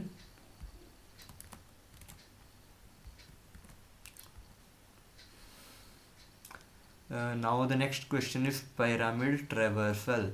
सो यहाँ पर हमने बहुत तरीके के पिरामिड्स देखे हैं, जैसे कि हमने ट्रायंगल्स पिरामिड्स देखे हैं, जैसे कि हमने एक क्या कहते हैं, हमने कॉम्बिनेटोरियल ट्रायंगल देखा है जिसमें 1 फिर 1 1 1 2 1 1 3 3 1, जो कि हमारा एक लाइन को हम ज़ीरो इंडेक्स से और लेफ्ट से राइट आते हुए को भी हम ज़ीरो इंडेक्स पे करें तो हमारा एक ब्लॉक एनसीआर को रिप्रेजेंट करता है। ऐसे हमने ट्रायंगल्स देखे हैं। तो अब हम यहाँ पे क्या कर रहे हैं, बट ये हमारा एक अलग ट्रायंगल है। इसमें हम क्या कर रहे हैं कि ट्रायंगल में यानी कि पहली लाइन 1, दूसरी 2, फिर 3, फिर 4, फिर 5 इस तरह चल रही हैं और हम उसमें 1 से लेकर इन्फिनिटी तक हम नंबर फिल कर रहे हैं एक रो से अगली रो वाइज। तो हमें क्या करना है, हमें क्वेश्चन गिवन है कि, और हमारे पास एक और चीज़ है कि हम इसमें अगर जब हम इस ट्रायंगल में मूव करेंगे तो हम सिर्फ अगर एक हम अपने एग्जैक्टली नीचे ही मूव कर सकते हैं, नीचे के लेफ्ट राइट। अगर हम जैसे 1 है, 2 जैसे ट्रायंगल की साइड्स हैं, ये इक्विलेटरल ट्रायंगल की तरह बिहेवियर दिखा है। यहाँ पे फिगर थोड़ा फिगरेटिवली नहीं दिख रहा, इक्विलेटरल ट्रायंगल ही बनेगा ये। तो हम जैसे उसकी साइड्स हॉरिजॉन्टल से नहीं, जैसे उसकी साइड्स वर्टिकल से 30 डिग्री एंगल बनाती हैं लेफ्ट और राइट पे इक्विलेटरल ट्रायंगल की, जो नॉन जो बेस के अलावा जो बाकी दो साइड्स हैं। तो यहाँ पे अगर हम किसी भी नोड से, जैसे इस ट्रायंगल में हम किसी भी वैल्यू को एक नोड माने तो हम अगली नोड पे तभी जा सकते हैं जब वो 30 डिग्री लाइन पे हो। जैसे 1 के लिए 2 एंड 3 हैं, 2 के लिए 4 एंड 5 हैं, 3 के लिए 5 एंड 6 हैं, उसके नीचे के चिल्ड्रन। तो हमें क्या, और इसी तरह 2 6 पर नहीं आ सकता बिकॉज 30 डिग्री लाइन 5 तक की जा रही है, 4 और 5 पर है, 6 पर नहीं है। तो हमें क्या करना है, हमें एक स्टार्टिंग पॉइंट दिया और हमारा इस ट्रेवर्सल में एक और प्रॉपर्टी है कि आप सिर्फ अपने से बड़े नंबर पर ही जा सकते हैं, आप नीचे से ऊपर नहीं आ सकते। तो हमें एक स्टार्टिंग पॉइंट और एक एंड पॉइंट दिया है, तो हमें बताना है कि हमारे पास स्टार्ट पॉइंट से एंड पॉइंट तक पहुंचने के कितने डिफरेंट तरीके हैं। तो ये करने का एक सिंपल तरीका क्या होगा कि हम एक चीज़ इसमें एक नोटिस करते हैं कि ये कोई भी एलिमेंट है, हम यहाँ पे रोज की इंडेक्सिंग 1 से बेस करते हैं। चलिए, रो 1 पहली जिसमें 1 है वो रो 1, फिर रो 2, फिर रो 3, फिर रो 4, इस तरह चलेगी।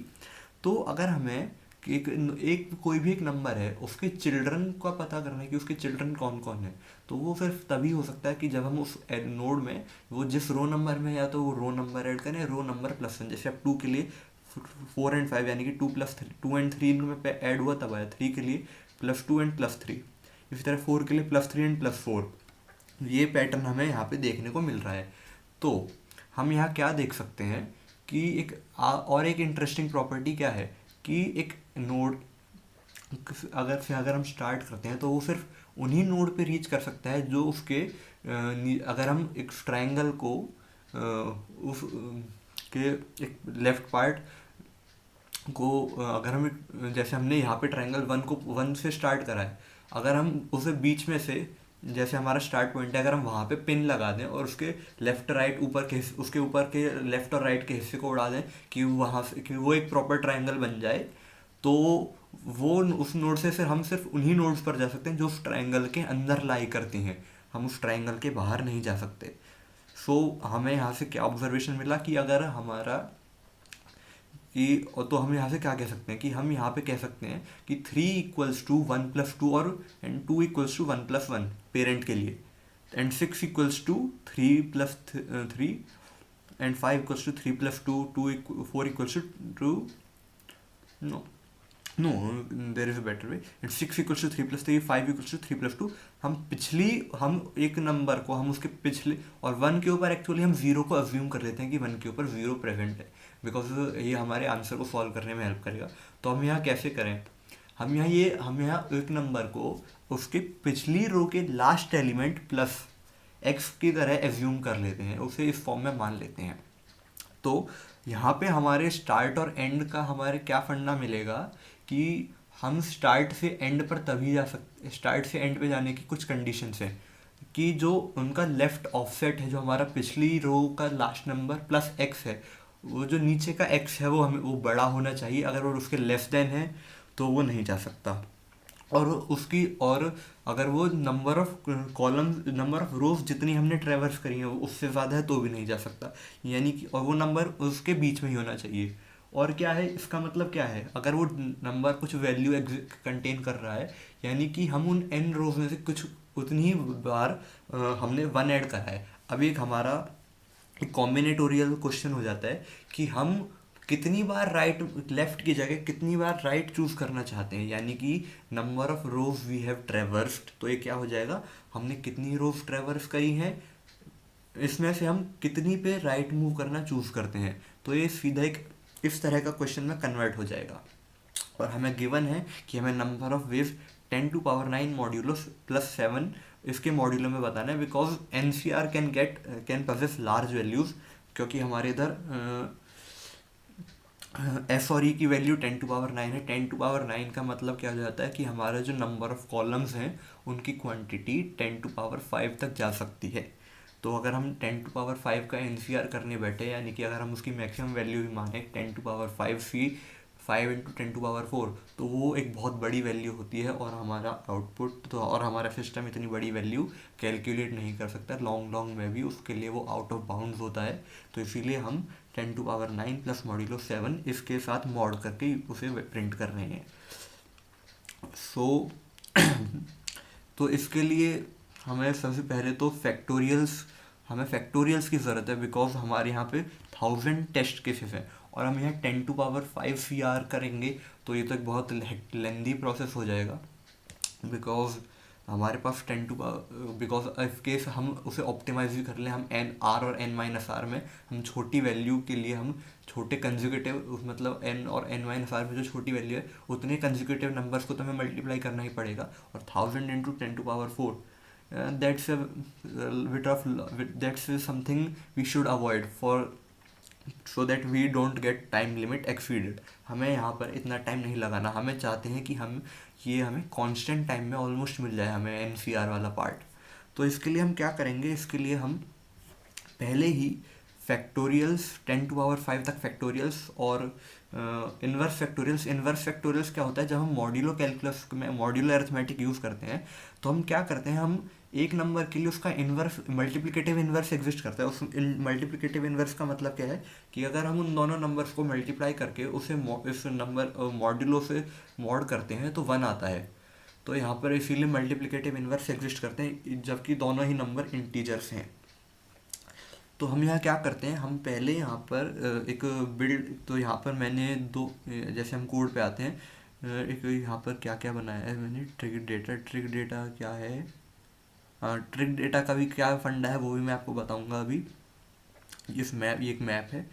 तो यहाँ पर मैंने क्या लिया है, 2 वेरिएबल्स बना दिए, फैक्ट्स और आई फैक्ट्स, 2 एन फैक्टर्स जिनका साइज nn है 10⁵।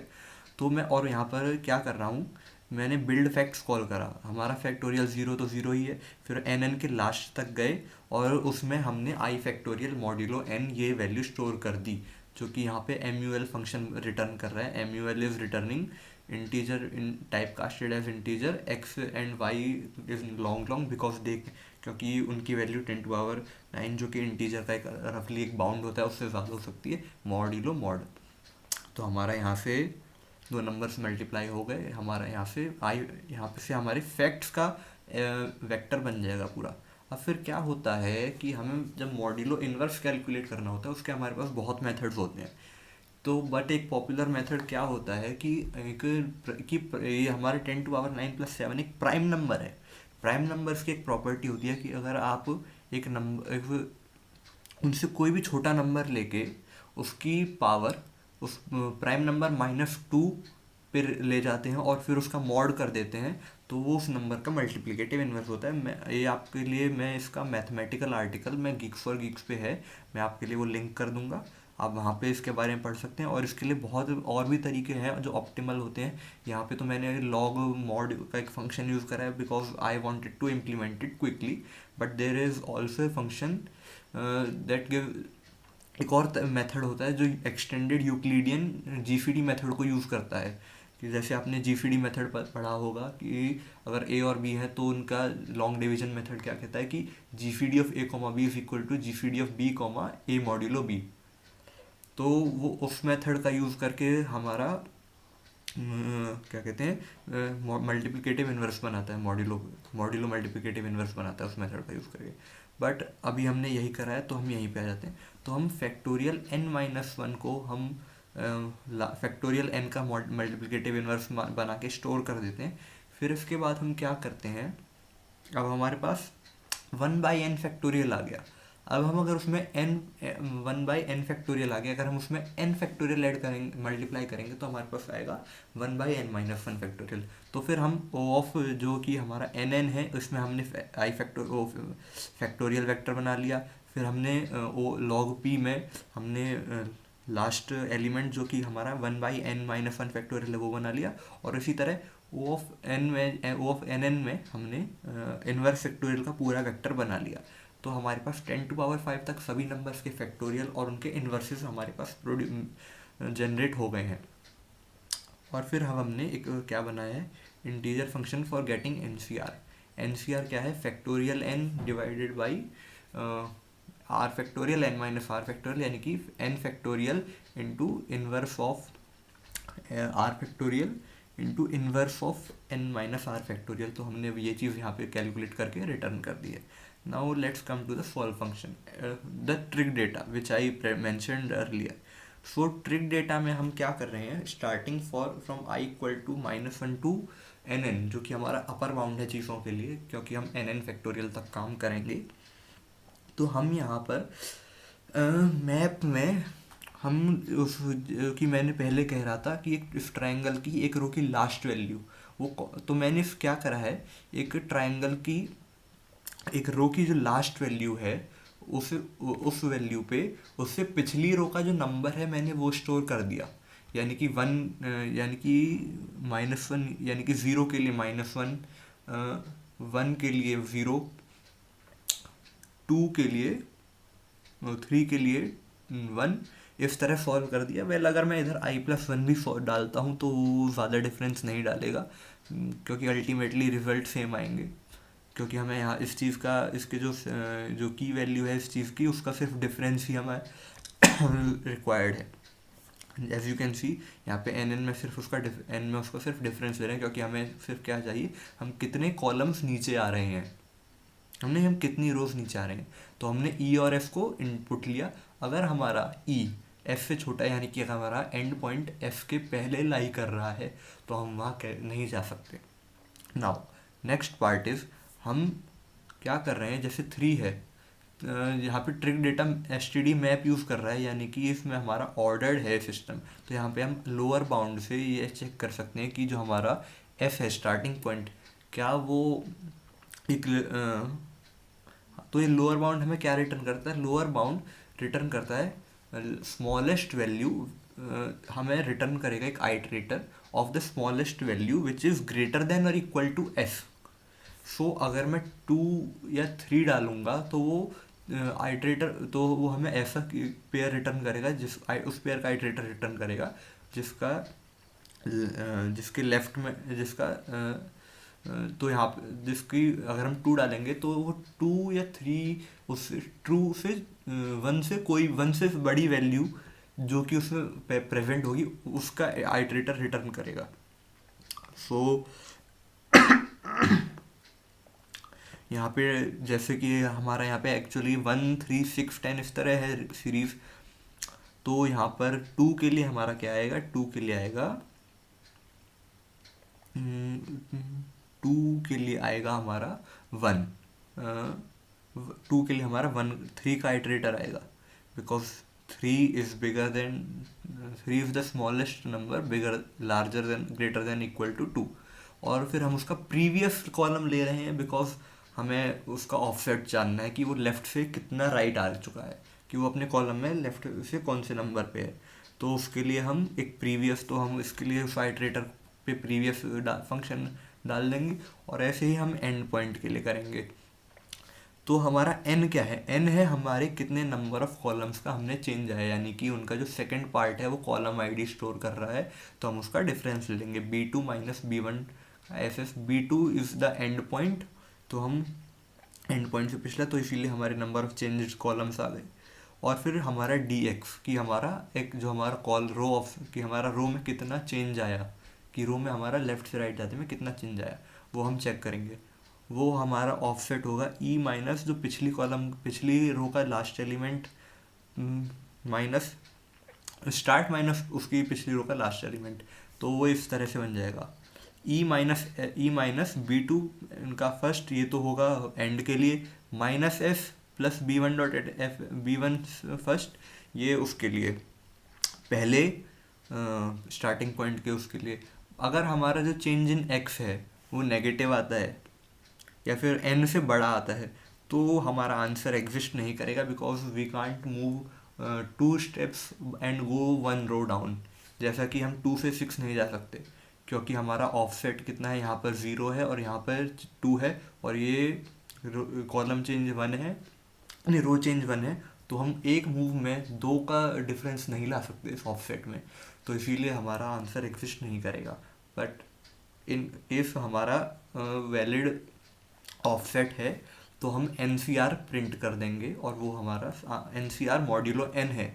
ये एक्चुअली यहाँ पे मल्टीप्लिकेशन फंक्शन है, मॉड्यूलो एन में एग्जीक्यूट कर रहा है। सो हमारा क्या होगा,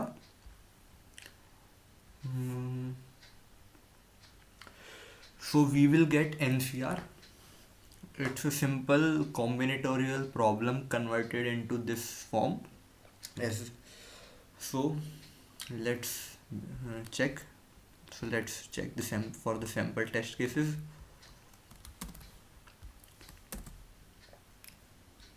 Here it is 1 2 0 samples are passed.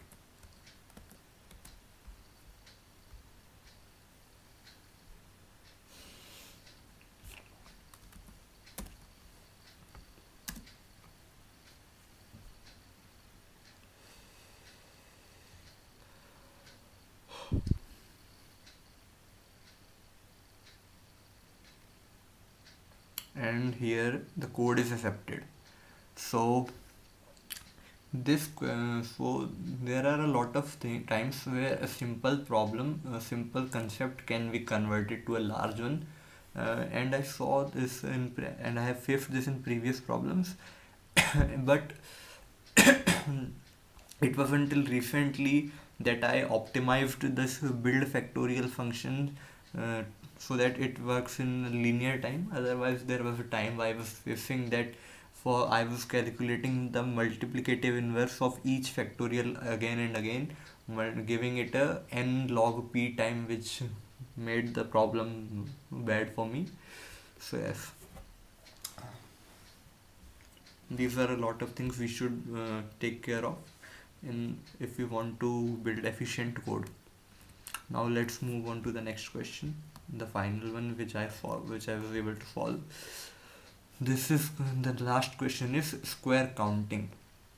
So in this question we are given a n cross n, a square matrix, a square binary matrix where the values of each line are 0 or 1 of each character, of all the members are 0 or 1, and we are given a task to find square frames. A frame is defined in this question. A frame is defined as a boundary region of we have given a task of finding the number of square frames in this binary matrix. A square frame can be defined as, वो ऐसे define करा है कि हम एक m cross m matrix ले लेते हैं. हम एक m उस n क्रॉस n में एक m क्रॉस m मैट्रिक्स लेते हैं, m being less than equal to n, क्योंकि हम उससे बड़ी मैट्रिक्स तो बना नहीं सकते उस गिवन मैट्रिक्स में. तो हमें क्या करना है कि उस जो हमने नीचे एक m क्रॉस m की मैट्रिक्स हमने सेलेक्ट करी है, उसके वो बीच में कहीं से भी उसका पूरा लेफ्ट, उसका जो लेफ्ट मोस्ट कॉलम है और राइट मोस्ट कॉलम है, टॉप मोस्ट रो और बॉटम मोस्ट रो, ये सारी 1 से भरी होनी चाहिए. यानी कि यानी कि अगर हम देखें वो जैसे अगर हम मान लें कि अगर हमारे 0 वैल्यूज और 1s दीवार हैं, तो ये पूरा सिस्टम एक दीवार से घिरा होना चाहिए. जो हमारी मैट्रिक्स है, जो हमारी आउटपुट में, जो हमारी सब जो हमने छोटी मैट्रिक्स बनाई है, तो हमें ये बताना है कि यहाँ पे टोटल ऐसे कितने फ्रेम्स प्रेजेंट हैं. And single one is also considered a frame, क्योंकि उसका लेफ्ट राइट अप डाउन वो अकेला खुद ही संभाल लेता है. तो एक 1 क्रॉस 1 की मैट्रिक्स जिसमें एक ही वैल्यू 1 है, तो वो भी हमारे आंसर में इंक्लूड होगी. तो हम इसमें क्या कर सकते हैं कि हम इसके लिए हर रो में एक चीज़ एक हर रो में हर पोजीशन पे क्या स्टोर कर सकते हैं कि अगर वो एलिमेंट 0 है तो वो 0 होगा, तो वहाँ पे वो वैल्यू 0 होगी. बट अगर वो 1 है तो हम ये चेक करेंगे कि उसके लेफ्ट में, उसे इंक्लूड करते हुए उसके लेफ्ट में पहला 0 आने तक कितने 1 प्रेजेंट हैं, हम वहाँ पे ये स्टोर करेंगे. हमने हर कैरेक्टर के लिए ये कर लिया, हमने हर ब्लॉक के लिए ये कर लिया. और ऐसा ही हम हर कॉलम के लिए कर सकते हैं कि उसके ऊपर कितने, अगर वो 0 है तो वो 0, अगर वो 1 है तो उसे इंक्लूड करते हैं उसके ऊपर तक पहला 0 आने तक कितने 1 प्रेजेंट है, हम ये स्टोर कर लेंगे. फिर हम क्या करते हैं, हम कोई भी एक पॉइंट पे जाते हैं, हम पूरी मैट्रिक्स पे आइटरेट कर रहे हैं, और तो हम उसके कोऑर्डिनेट होंगे i, j. अब हम उस i, j में हम क्या कर सकते हैं, उसमें मैक्सिमम साइज क्या मिल सकता है हमें उस मैट्रिक्स का, उसकी उस पॉइंट को अगर हम जो हमारी छोटी मैट्रिक्स है उसका right most bottom right point माने, तो हमें क्या मिल सकता है उस मैट्रिक्स के लिए. उस मैट्रिक्स में हमारे कितने ऐसे हम सब मैट्रिक्स उस पॉइंट को बॉटम राइट पॉइंट मान के बना सकते हैं. उसकी वैल्यू होगी कि जो x और y में जो मिनिमम है, हम ऊपर उतने ही जा सकते हैं. यानी कि अगर हमारा x 0 है और y कुछ भी चल रहा है, तो हम क्या ही एक ही तो बना सकते हैं.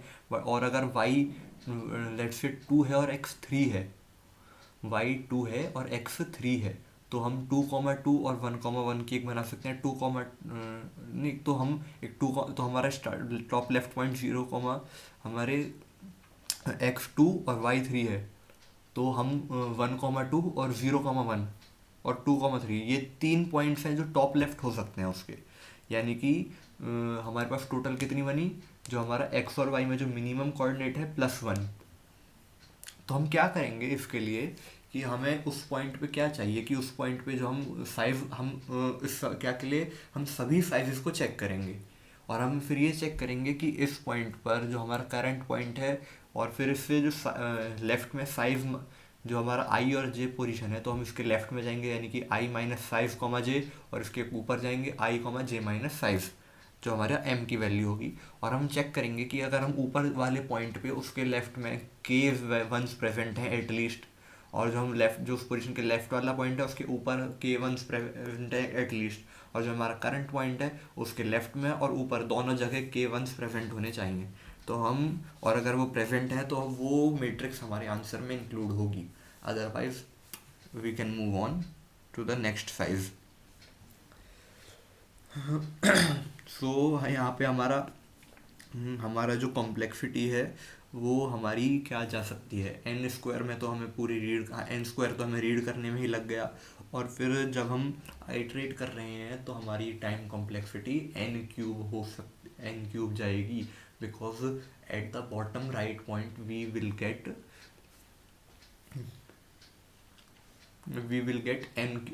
n parts, and accordingly if we calculate हमें एन क्यूब हमारी टाइम कॉम्प्लेक्सिटी हो सकती है एक टेस्ट केस के लिए। और हमारा एन हमारा 500 रीजन और हमारा एन स्क्वायर का समेशन 10⁶ है।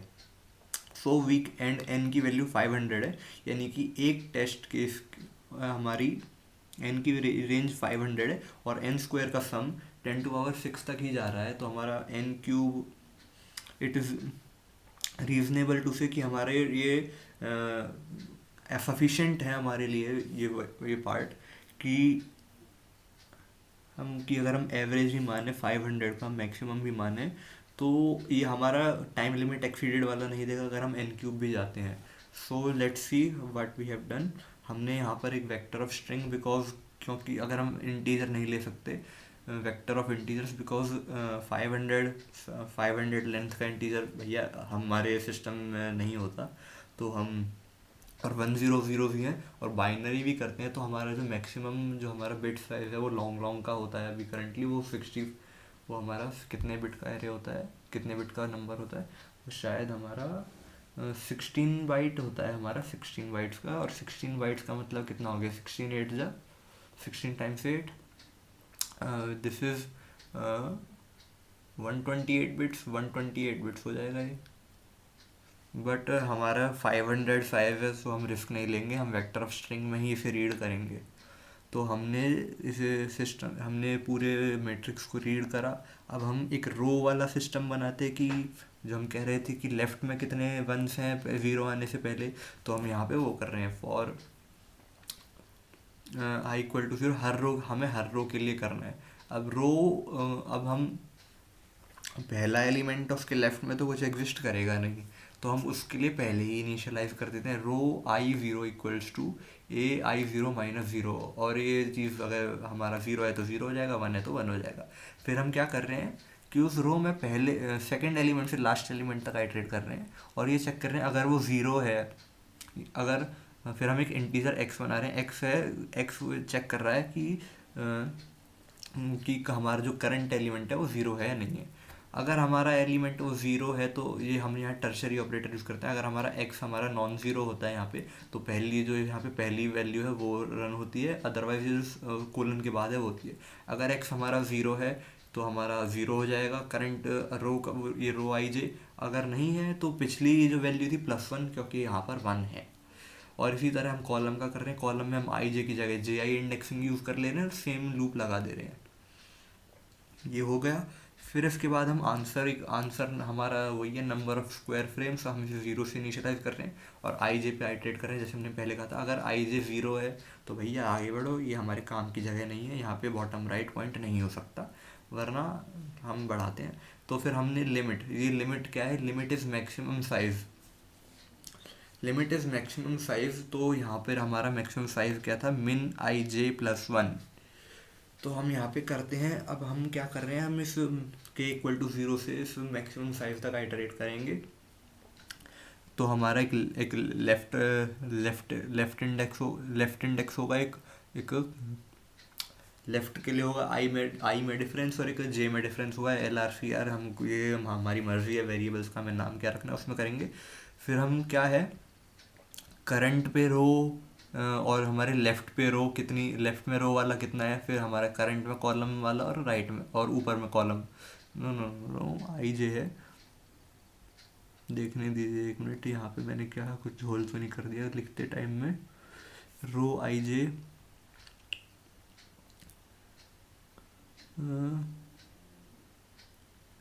ठीक है।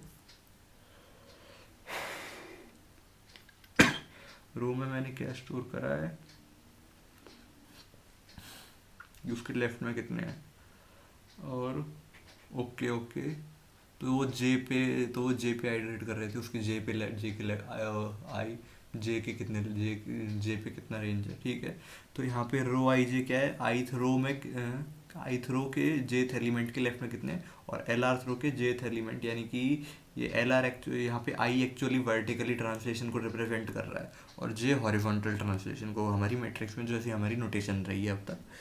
तो यहाँ पे हमारे जो करंट एलिमेंट, और हम क्या कर रहे हैं 0 पे आइटरेट कर रहे हैं, यानी कि हम उसके लेफ़्ट को हम उसके लेफ़्ट मोस्ट पॉइंट हम उसके टॉप लेफ़्ट को वही पॉइंट मान रहे हैं। तो जाहिर सी बात है, हमारा ये जो के की वैल्यू है यहाँ पे, उसका जो मैट्रिक्स है 5 है, उससे एक छोटी है। तो हमें यहाँ पर जो हमारी जो रो कॉलम्स की जितनी भी वैल्यूज आनी चाहिए, उस के से बड़ी ही होनी चाहिए, क्योंकि के इक्वल होते ही यानी कि 0 5 के हमारा 5 - 1 है, यानी कि बीच में एक 0 आ रही है, and we don't want that. So और ये चारों कंडीशंस अगर फॉलो होती हैं तो हमारा आंसर में हम एक बढ़ा देते हैं, क्योंकि ये हमारा एक वैलिड फ्रेम बन गया। और हम ये लूप पूरी तरह ये हमारा हमारा चलेगा। फिर उसके बाद हमारे पास आंसर आ जाएगा, and we will print the answer. Let's run. हम इसे रन करते हैं। 1 and 17 test cases passed. Now copy the code and we will submit it for this.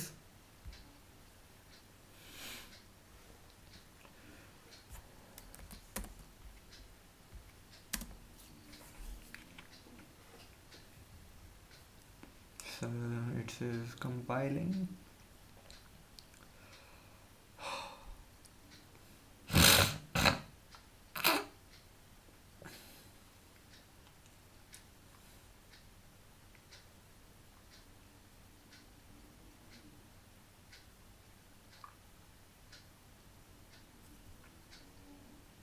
And as you can see here, we are code is accepted, the results are correct, and it's accepted as a correct answer. So this is it for this editorial. There were some questions I was not able to solve. Those were increasing string, minimum Manhattan distance, yet another tree problem. These three I was not able to solve, and I hope that I will be able to solve them later on. I will be working on them, and when I and and as you can see here in their announcements that the contest is over, and they already have posted their official editorials and solutions. You can check the the three which I was not able to solve there, and um, I will also be looking. I will also try to solve them on my own first, and if I am not able to do this, I will look at the solutions too. So we are mostly in the same boat for this part. So that's it for today.